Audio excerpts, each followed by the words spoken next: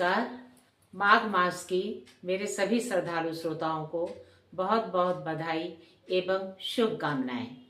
माघ मास सभी महीनों में बहुत ही पवित्र माना जाता है। माघ मास के अधिनायक श्री विष्णु देव हैं। साथ ही माघ मास में सूर्य भगवान की भी पूजा की जाती है। मान्यता है कि इस माह में पवित्र नदियों में स्नान करने और दान पुण्य करने से भक्तों को भगवान सूर्य और विष्णु की विशेष कृपा प्राप्त होती है और व्यक्ति जन्म मरण के चक्र से छुटकारा पा जाता है। माघ मास में गंगा या पवित्र नदियों में स्नान तथा दान पुण्य की कथा हमारे प्राचीन इतिहास में भी मिलती है।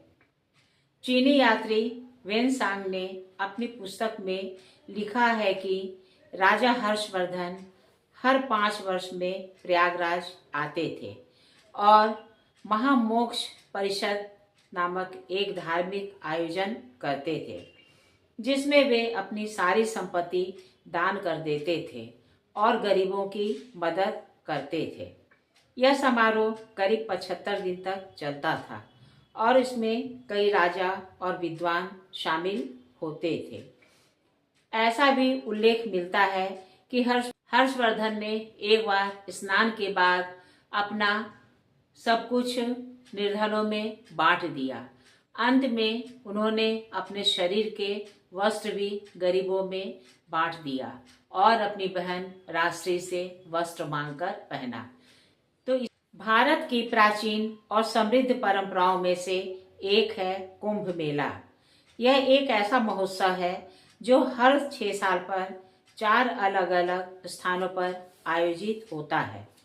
इनमें से प्रयागराज का कुंभ विशेष महत्व रखता है। प्रयागराज के कुंभ मेले में देश विदेश से करोड़ों लोग आते हैं और गंगा नदी में आस्था की डुबकी लगाकर अपने को कृतार्थ करते हैं। मैं भी प्रयागराज में रहती हूँ और प्रतिदिन गंगा स्नान करती हूँ। माघ मास में सुनी जाने वाली धार्मिक कथाएं विशेष पुण्यदायी होती हैं। इस माह में रामायण, श्रीमद् भागवत, वेद, पुराण आदि की कथाएं विशेष रूप से पढ़ी और सुनी जाती हैं।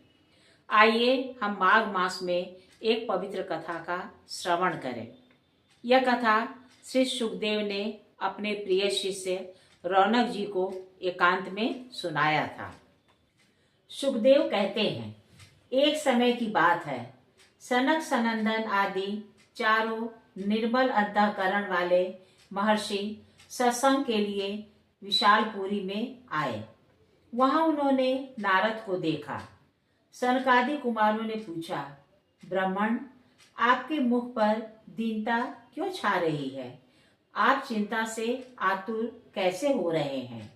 इतनी उतावली के साथ आप जाते कहाँ हैं और आए कहाँ से हैं?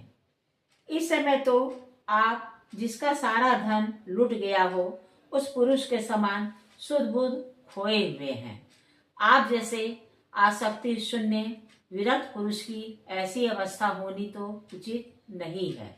बतलाइए, इसका क्या कारण है? नारद जी ने कहा, महात्माओं, मैं पृथ्वी को सबसे उत्तम जानकर यहाँ की यात्रा करने के लिए आया था। आने पर पुष्कर, प्रयाग, काशी, गोदावरी, हरित क्षेत्र, कुरुक्षेत्र, श्रीरंग और सेतुबंध आदि तीर्थों में इधर उधर विचरता रहा, किंतु कहीं भी मुझे मन को संतोष देने वाली शांति नहीं मिली। इस समय अधर्म के सखा कलयुग ने सारी पृथ्वी को पीड़ित कर रखा है। अब यहाँ सत्य, तपस्या, शौच, दया और दान आदि कुछ भी नहीं है। बेचारे जीव पेट पालने में लगे हैं। वे असत्य भाषी, आलसी, मंदबुद्धि और भाग्यहीन हो गए हैं। उन्हें तरह तरह के उपद्रव घेरे रहते हैं।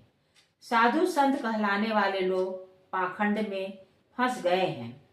ऊपर से विरक्त जान पड़ते हैं, किंतु वास्तव में पूरे संग्रही हैं। घर घर में स्त्रियों का राज्य है।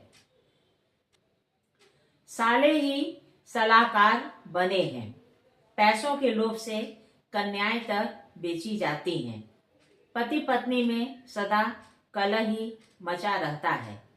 आश्रमों, तीर्थों और नदियों पर मलेच्छों ने अधिकार जमा रखा है। उन दुष्टों ने बहुत से देव मंदिर भी नष्ट कर दिए हैं।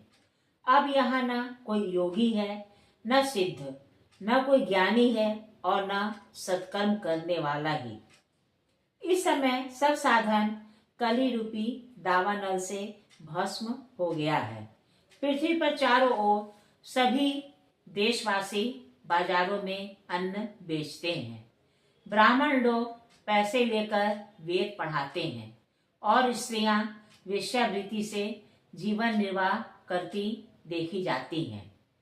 इस प्रकार कलयुग के दोष देखता और पृथ्वी पर विचरता हुआ मैं यमुना जी के तट पर आ पहुंचा, जहां भगवान श्री कृष्ण की लीला हुई थी।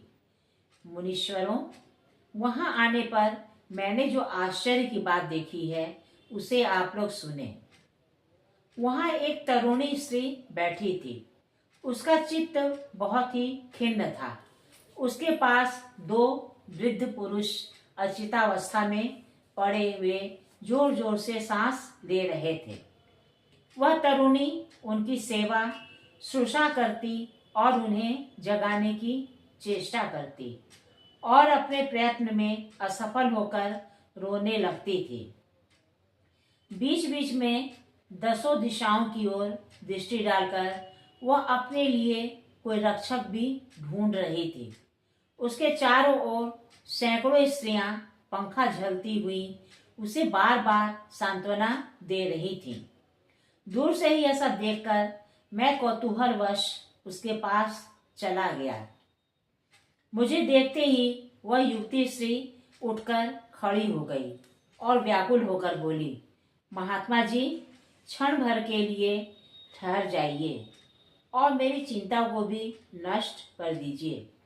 आपका दर्शन संसार के समस्त पापों को सर्वथा नष्ट कर देने वाला है। आपके वचनों से मेरी दुख की बहुत कुछ शांति हो जाएगी। जब बहुत बड़ा भाग्य होता है तभी आप जैसे महात्मा का दर्शन होता है। नारद जी कहते हैं, युवती की ऐसी बात सुनकर मेरा हृदय करुणा से भर आया और मैंने उत्कंठित होकर उस सुंदरी से पूछा, देवी, तुम कौन हो? ये दोनों पुरुष कौन हैं?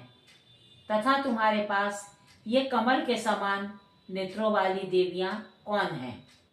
तुम विस्तार के साथ अपने दुख का कारण बताओ। युवती बोली, मेरा नाम भक्ति है। ये दोनों पुरुष मेरे पुत्र हैं। इनका नाम ज्ञान और वैराग्य है। समय के फेर से आज इनका शरीर जरा जीर्ण हो गया है। इन देवियों के रूप में गंगा आदि नदियां हैं जो मेरी सेवा के लिए आई हैं। इस प्रकार साक्षात देवियों द्वारा सेवित होने पर भी मुझे सुख नहीं मिलता। तपोधन, आप तनिक सावधान होकर मेरी बात सुनिए।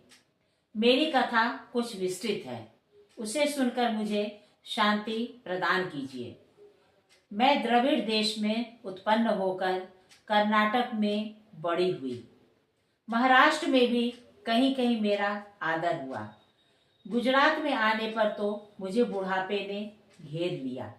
वहां घोर कलयुग के प्रभाव से पाखंडियों ने मुझे अंग भंग कर डाला।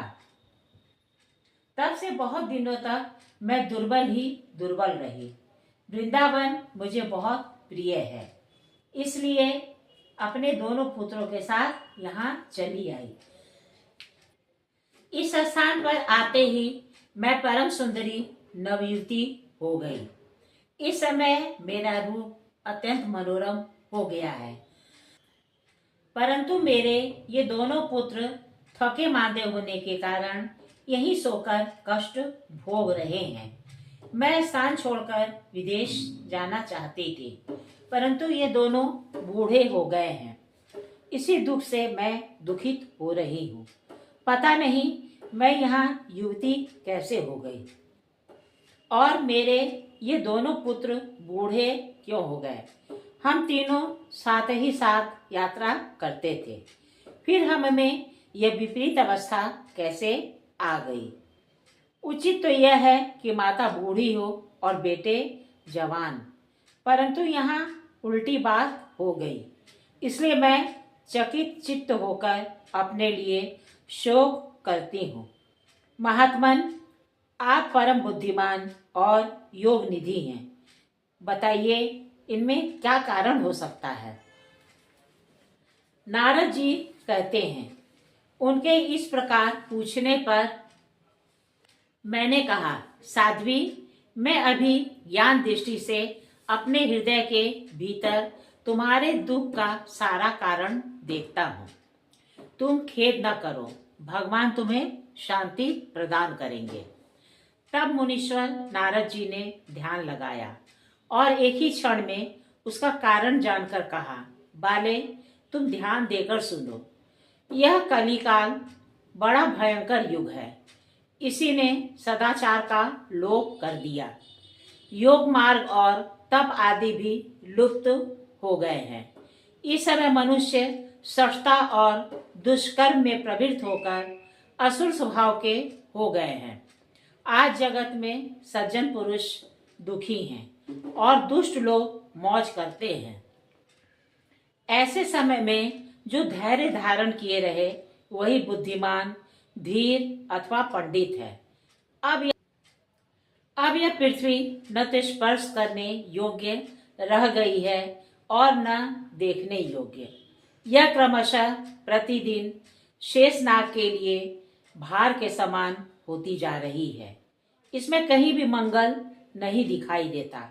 तुम्हें और तुम्हारे पुत्रों को तो अब कोई देखता भी नहीं है।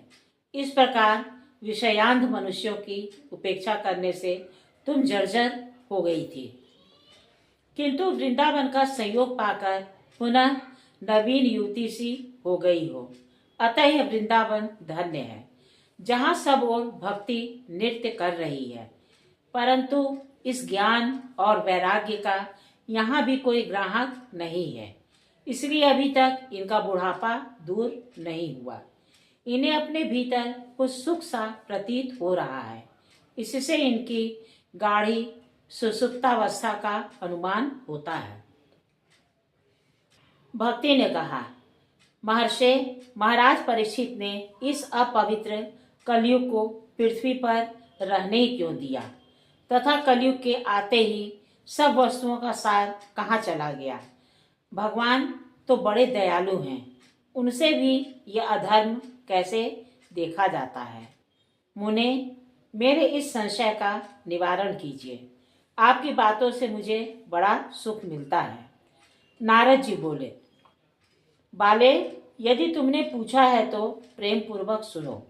कल्याणी, मैं तुम्हें सभी बातें बताऊंगा और इससे तुम्हारा शोक दूर हो जाएगा। जिस दिन भगवान श्री कृष्ण इस भूलोक को छोड़कर अपने परम धाम को पधारे, उसी दिन से यहाँ कलयुग का आगमन हुआ है, जो समस्त साधनों में बाधा उपस्थित करने वाला है। दिग्विजय के समय जब राजा परीक्षित की दृष्टि इस कलयुग के ऊपर पड़ी तो दीन भाव से उनकी शरण में गया। राजा भौरे के समान सारग्रही थे, इसलिए उन्होंने सोचा मुझे इसका वध नहीं करना चाहिए, क्योंकि इस कलयुग में एक बड़ा अद्भुत गुण है। अन्य युगों में तपस्या, योग और समाधि से भी जिस फल की प्राप्ति नहीं होती, वही फल कलयुग में भगवान केशव के कीर्तन मात्र से और अच्छे रूप में उपलब्ध होता है। असार होने पर भी इस एक ही रूप में यह सारभूत फल प्रदान करने वाला है। यही देखकर राजा परीक्षित ने कलयुग में उत्पन्न होने वाले जीवों के सुख के लिए इसे रहने दिया। इस समय लोगों की खोटे कर्मों में प्रवृत्ति होने से सभी वस्तुओं का सार निकल गया है तथा इस पृथ्वी पर जितने भी पदार्थ हैं वे बीजहीन भूसी के समान निस्सार हो गए हैं। ब्राह्मण लोग धन के लोभ से घर घर में जाकर प्रत्येक मनुष्य को भागवत की कथा सुनाने लगे हैं। इससे कथा का सार चला गया है। लोगों की दृष्टि में उसका कुछ महत्व नहीं रह गया है। तीर्थों में बड़े भयंकर कर्म करने वाले नास्तिक और दंभी मनुष्य भी रहने लगे हैं। इसलिए तीर्थों का भी सार चला गया। जिनका चित्त काम, क्रोध, भारी लोभ और तृष्णा से सदा व्याकुल रहता है वे भी तपस्वी बनकर बैठते हैं। इसलिए तपस्या का सार भी निकल गया। मन को काबू में न करने, लोभ, दंभ और पाखंड का आश्रय लेने तथा शास्त्र का अभ्यास न करने के कारण ध्यान योग का फल भी चला गया। परंपरा से प्राप्त हुआ वैष्णव धर्म कहीं भी नहीं रह गया है। इस प्रकार जगह जगह सभी वस्तुओं का सार लुप्त हो गया है। यह तो इस युग का स्वभाव ही है, इसमें दोष किसी का नहीं है। यही कारण है कमल नयन भगवान विष्णु निकट रहकर भी यह सब कुछ सहन करते हैं। शौनक जी इस प्रकार देवर्षि नारद के वचन सुनकर भक्ति को बड़ा आश्चर्य हुआ। फिर उसने जो कुछ कहा उसे आप सुनिए। भक्ति बोली, देवर्षे आप धन्य हैं। मेरे सौभाग्य से ही आपका यहाँ शुभागमन हुआ है। संसार में साधु महात्माओं का दर्शन सब प्रकार के कार्यों को सिद्ध करने वाला और सर्वश्रेष्ठ साधन है। अब जिस प्रकार मुझे सुख मिले, मेरा दुख दूर हो जाए, वह उपाय बताइए। ब्राह्मण, आप समस्त योगों के स्वामी हैं। आपके लिए इस समय कुछ भी असाध्य नहीं है।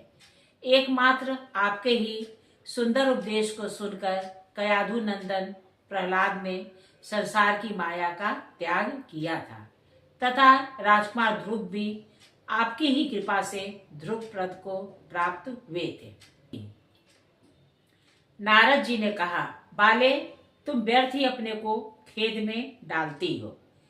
इतनी चिंतातुर क्यों हो रही हो? भगवान श्री कृष्ण के चरण कमलों का स्मरण करो, इससे तुम्हारा सारा दुख दूर हो जाएगा। यह कहकर नारद भगवान हरि स्मरण करते हुए अपने लोक को वीणा बजाते हुए चले गए।